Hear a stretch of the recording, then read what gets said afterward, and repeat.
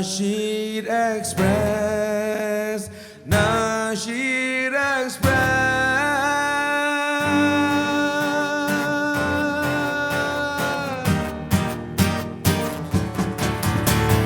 Nasheed Express, Nasheed Express, Nasheed Express, Nasheed Express.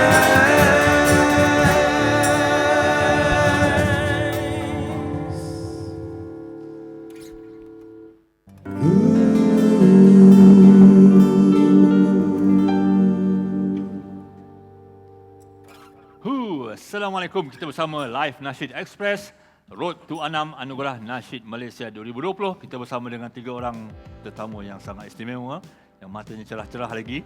Halim Ahmad, Saudara Abdul Faiz, Brothers dan juga Aizat Hufaz dan pemanggil di talian sebentar lagi Samad Intisar. Masya Allah, tengok tengkolok Faiz, tengok Halim punya ni semacam dah. Rasa bayang ayam kulit dah. Baik, saya mulakan dengan Halim. Halim, ya bang. Dulu devotee sekarang, Halim Ahmad songwriter lah, komposer, jadi boleh tak cerita evolusi awak ni sebenarnya? Evolusi Okey, alhamdulillah saya bermula dengan kumpulan Devotees tahun 2005. Lepas tu bila kita punya industri muzik dah dari segi penjualan CD semua dah kurang, Nasheed dah start di hujung-hujung 2010 tu dah slow sikit berbanding awal 2000. So saya dalam grup saya memang jobless lah. Salah. Sebab saya ada kebolehan untuk music arrangement, saya ada studio sendiri dan mereka semua ada kerja tetap. Kita suka bereksperimen dengan benda-benda macam ni. So why not saya buatlah jalan saya sendiri tanpa meninggalkan kumpulan. So saya masih bersama Devotees lagi. Jadi bermula dari situ saya jenamakan diri saya sebagai Halim Ahmad tapi tak tinggalkan Devotees. So means kalau ada show Devotees saya utamakan Devotees lah. So sejak itu 2010 saya keluarkan lagu yang saya cipta sendiri. Beberapa lagu yang diterima lah, alhamdulillah, yang bolehlah nak kata jenama Halim Ahmad tu ada lah. Bolehlah, itulah. Dan 10 tahun kemudian 2020 sedar tak sedar sekejap saja masa berlalu Halim. Betul. Jadi pandangan tentang anugerah Nasheed Malaysia ni? Alhamdulillah, sebab kita boleh kata saya nak kata saya baru pun tak juga, dah 15 tahun. Saya rasa saya sangat excited sebab anugerah ni yang sebenarnya anugerah kita. Selama ni kita tumpang anugerah orang kan. Kali ni kita rasa ni kita kena, inilah baru standard sebenar sebab kita dapat sokongan daripada kementerian, daripada Menteri Agama, sesuatu yang benda big. So kena bagi betul-betul. So dia actually kita dapat tahu pun lagu-lagu yang tercalon cuma sekitar time frame ni kan. Mujur saya aktif juga keluar lagu. Ada kawan-kawan yang tak lepas nak submit kan. Tapi tak apalah, kurang saingan. Baik, Faiz, Brothers, Masya Allah. Nama Brothers tu sendiri, brotherhood memang strong. Mantap betul, mantul. Dia punya penggayaan tu mantap tu. Jadi antara the big five, Nasheed sebagai Brothers ni, bagaimana pada pendatang baru ni, rasa kekuatan Brothers tu sendiri sangat kekal sehingga sekarang dengan macam-macam Brothers lah, macam-macam. Boleh share. Okey, kita mulakan dengan bismillah. Masya Allah. Jadi nak kekal dalam grup bukan brothers je.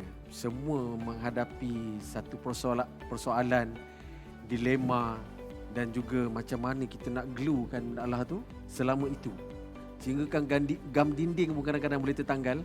Ini kan pula benda yang nak dibonding tapi tak ada gam kat situ. Tapi apa yang membuatkan dia berada terus kekal di situ adalah pertama sekali ialah persefahaman.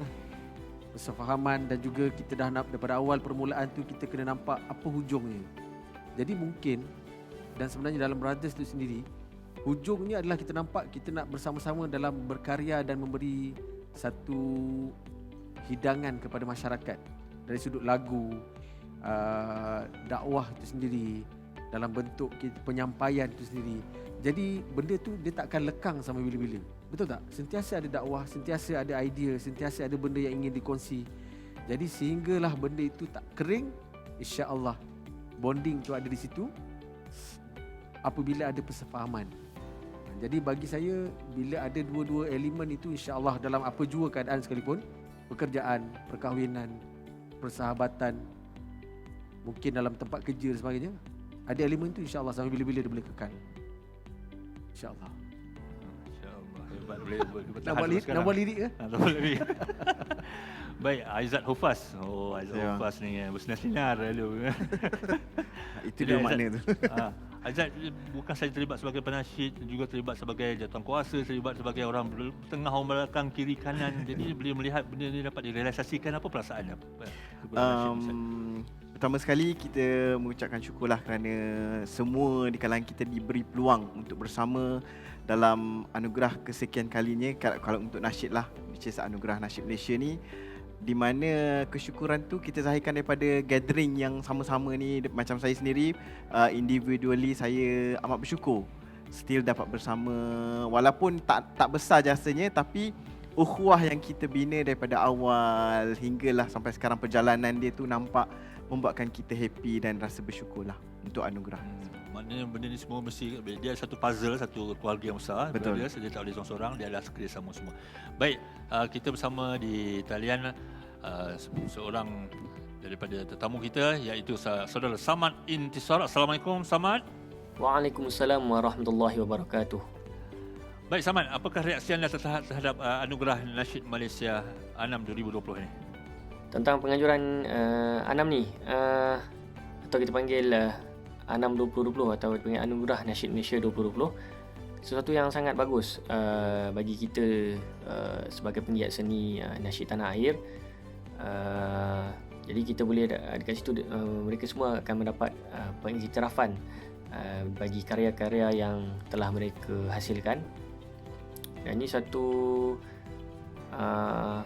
tanda yang baik bagi industri nasyid supaya dapat berkembang dengan lebih pesat lagi. Terima kasih juga kepada pihak Museum Malaysia, pihak kerajaan dan juga pihak-pihak yang terlibat yang menganjurkan ANAM 2020 ni. Okey, dan reaksi anda, adakah dia akan melonjakkan lagi nasyid ni ke arah satu lagi cetusan yang lebih mantap lagi pada tahun-tahun yang akan datang? Samad Intisar? Harapan saya mudah-mudahan dengan adanya penganjuran yang pertama ini, ANAM 2020 ini, akan ada lagi pada masa akan datang anugerah-anugerah seperti ini, atau yang seumpama dengannya. Mungkin ANAM ni satu permulaan, mungkin akan ada anugerah-anugerah lain yang boleh kita hasilkan ataupun kita rancangkan.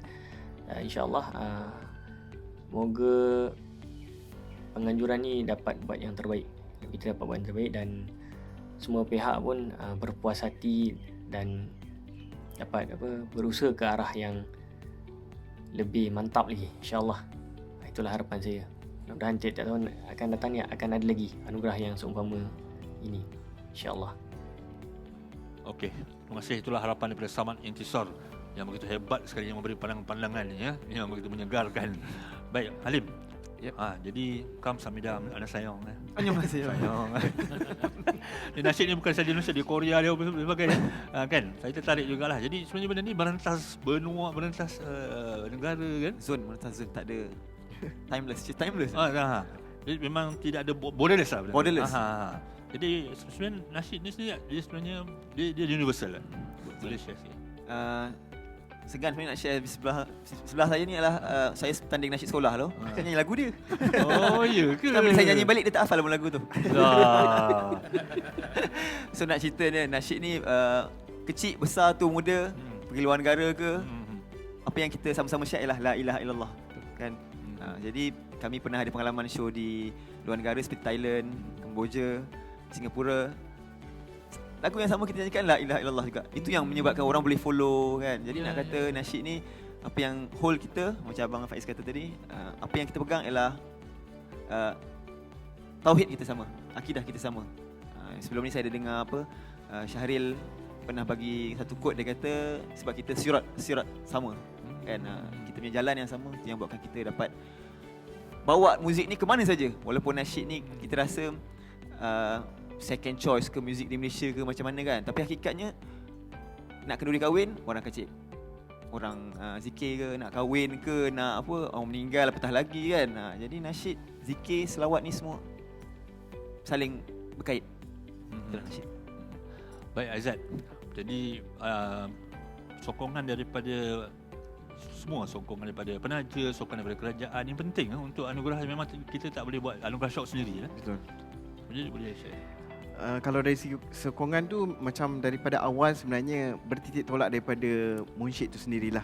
Di mana kita dari root daripada AJK bawah yang melibatkan semua, sebab keluarga Munsyid Malaysia ni dia besar. Dan untuk anugerah ni alhamdulillah kita dapat sokongan daripada semua. Dan kita di peringkat AJK pun kita menetapkan macam berhasrat untuk menyantuni semua. So dia integrated, macam Halim cakap lah, kita integrated each other lah.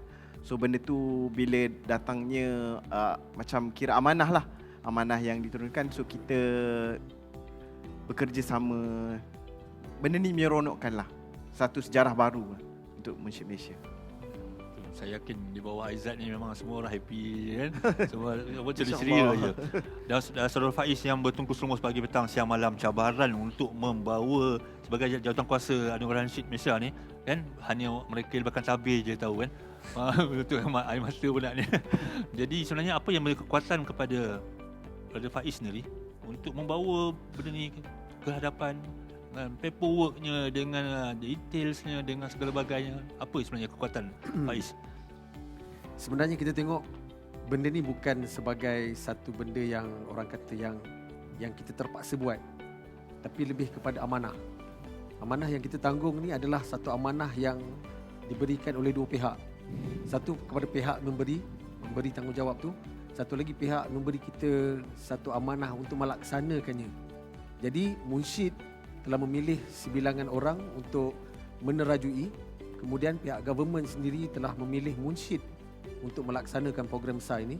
Jadi atas kita rasakan tanggungjawab, dan inilah kita kata satu khazanah yang selama ini mungkin terkubur selama beberapa tahun, tetapi atas usaha beberapa pihak yang ingin benda itu kembali muncul, digilap semula agar terus bersinar bukan sahaja di mata Malaysia ni tapi di mata dunia.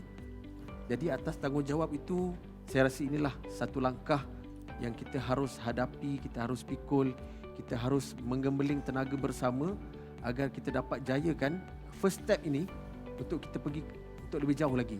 Seperti yang telah dinyatakan oleh YB Menteri sendiri, bahawa ini mula sebagai langkah pertama Anugerah Nasyid Malaysia untuk pergi kepada Anugerah Nasyid Antarabangsa yang akan dianjurkan oleh negara kita Malaysia, yang juga dikenali sebagai satu kita panggil satu kod as kita punya home of contemporary nasyid.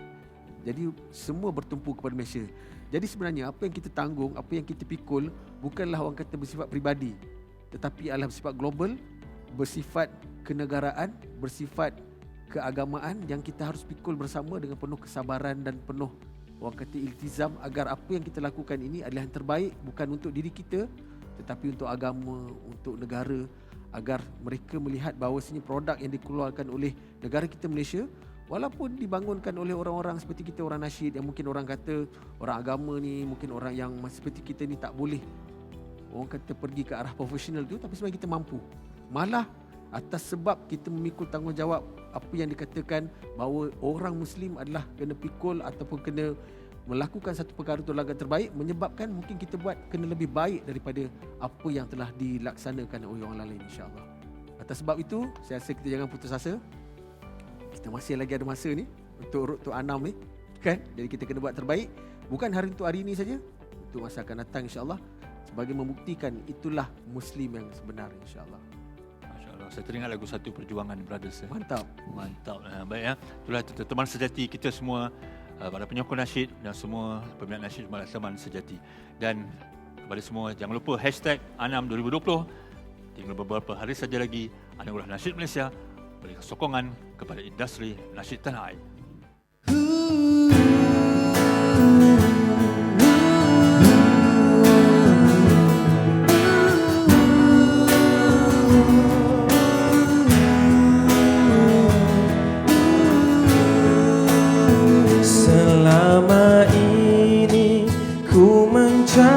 Cari teman yang sejati buat menemani perjuangan suci. Bersyukur kini padamu Ilahi